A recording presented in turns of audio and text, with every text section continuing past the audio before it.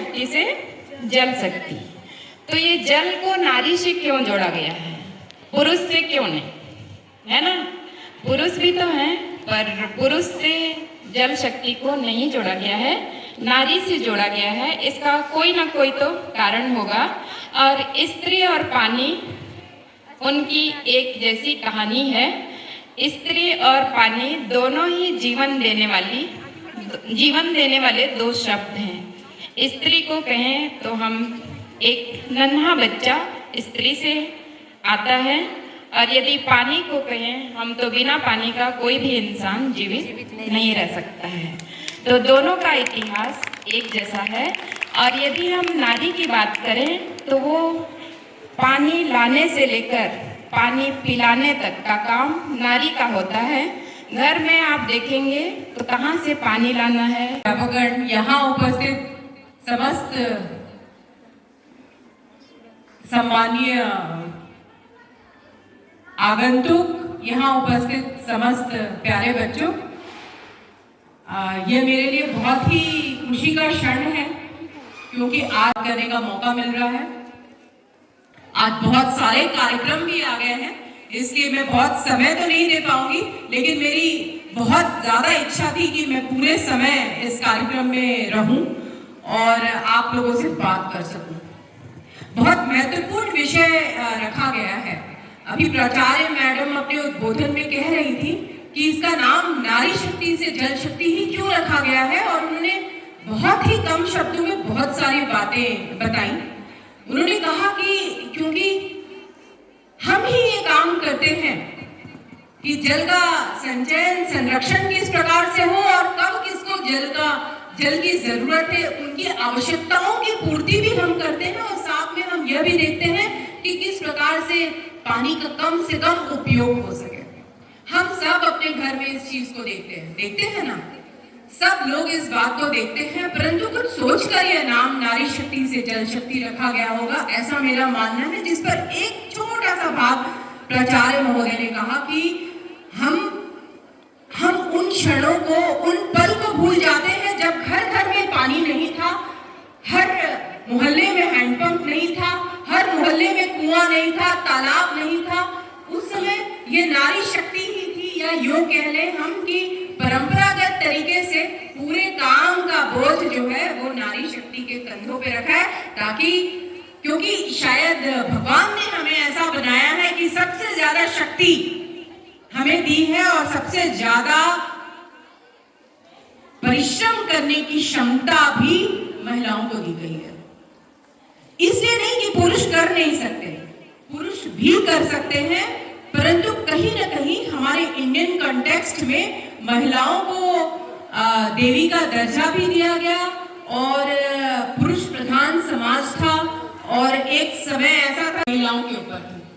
मैं 2019 में नीमली गई थी। नीमली एक गांव है जो राजस्थान और हरियाणा के बॉर्डर पे पड़ता है, और वहां पर एक ट्रेनिंग में मैं गई थी जो डीएमएफ से संबंधित ट्रेनिंग था।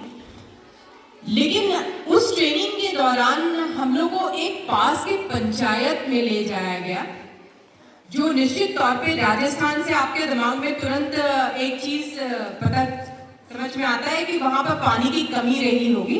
तो मैं मैग्सेसे अवार्ड विनर थे Rajendra Singh, if I am not wrong, उनके पंचायतों का भ्रमण की। वो मैग्सेसे अवार्ड उनको वाटर कंजर्वेशन, जल संरक्षण पर मिला हुआ था। मैं उस गांव में गई और मैं बहुत ही आश्चर्य की कि अरे यार, ये तो हरा भरा गांव है, यहाँ कहाँ लेकर आ गए। ये तो किसी भी एंगल से नहीं लगता है कि यहाँ पर कोई जल संरक्षण का काम हुआ होगा। तो वहां पर मुझे बताया गया कि तो टोटल जो नेशनल एवरेज है निकालने का वो कितना है, 60.08%। मतलब इतना पानी हम निकाल ही लेते हैं हर जगह से। पर ये कुछ राज्य हैं भारत में, पंजाब, हरियाणा, राजस्थान और दिल्ली, जिनका जो एक्सट्रैक्शन है, मतलब भूमिगत जल को निकालने का रेट जो है ना, दर जो है, वो किससे ज्यादा हो चुका है, 100% से एबव हो चुका है, 100% से ज्यादा हो चुका है। Next geological society of India की एक रिपोर्ट है जिसमें जो सरफेस वाटर है, सरफेस वाटर मतलब जो नदियों में पानी होता है, तालाबों में पानी होता है, इसके बारे में उन्होंने एक रिपोर्ट दिया और बताया कि छत्तीसगढ़ की जो मुख्य नदियां हैं, चाहे महानदी हो, इंद्रावती हो, खारून हो, अरपा हो, सब अर्बनाइजेशन और इंडस्ट्रियलाइजेशन के कारण हैवीली क्या हो चुके हैं, पॉल्यूटेड हो चुके हैं, मतलब प्रदूषण का शिकार हो चुके हैं। और छत्तीसगढ़ में जो 24 ब्लॉक है, कितने ब्लॉक में से 146 ब्लॉक में से अभी जनसंख्या बढ़ गई, संख्या बढ़ चुकी है ब्लॉक्स की, पर 2022 की रिपोर्ट के हिसाब से 146 ब्लॉक में से 24 ब्लॉक ऐसे हैं जो 80% से ज्यादा क्या पानी को होता था उस समय सिचुएशन, उस समय नदी तालाब जो है वो साफ सुथरे रहा करते थे। आज की स्थिति देखिए, ये आपके सोनबरसा गांव का पिक्चर है जो मननगढ़ भरतपुर चिल्ली, ये गैबियन स्ट्रक्चर, ये भी गैबियन स्ट्रक्चर है। ये 30-40 मॉडल बोलते हैं इसको। ये जहाँ पे पानी बिल्कुल नहीं होता वहाँ चारों तरफ मेड़ बनाते हैं और एक जगह पे एक स्ट्रक्चर बनाते हैं ताकि वो पानी सोखता रहे, और चारों तरफ पौधे लगाते हैं। ये आसपास के सारे बना देते हैं।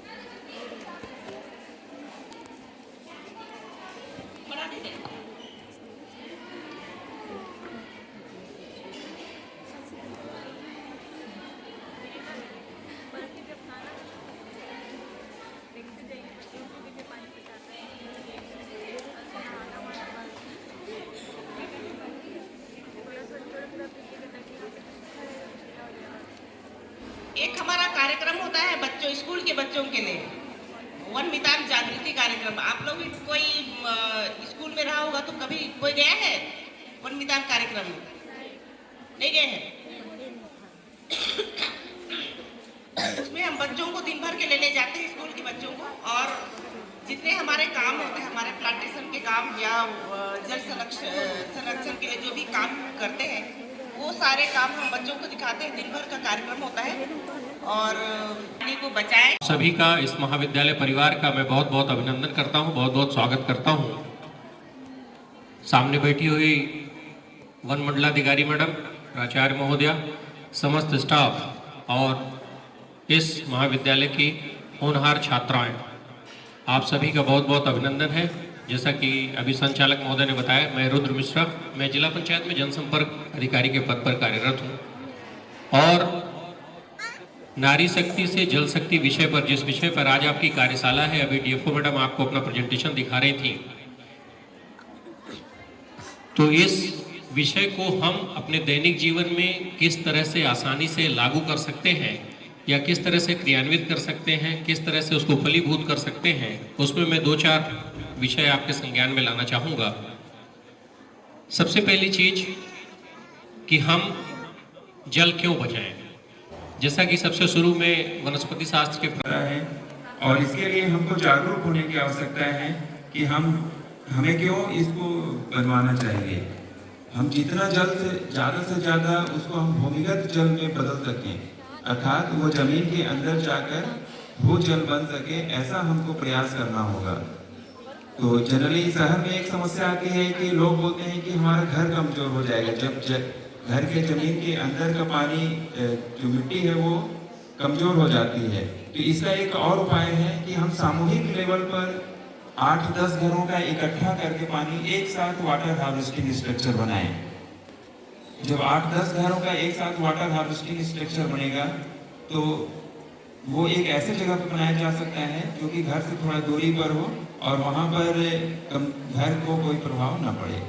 हालांकि अगर अच्छे से बनवाया जाए सभी गुणवत्ता को ध्यान में रखकर, तो वाटर हार्वेस्टिंग स्ट्रक्चर घरों के लिए बहुत अच्छे से बनवाया जा सकता है, हर घर में बनवाया जा सकता है।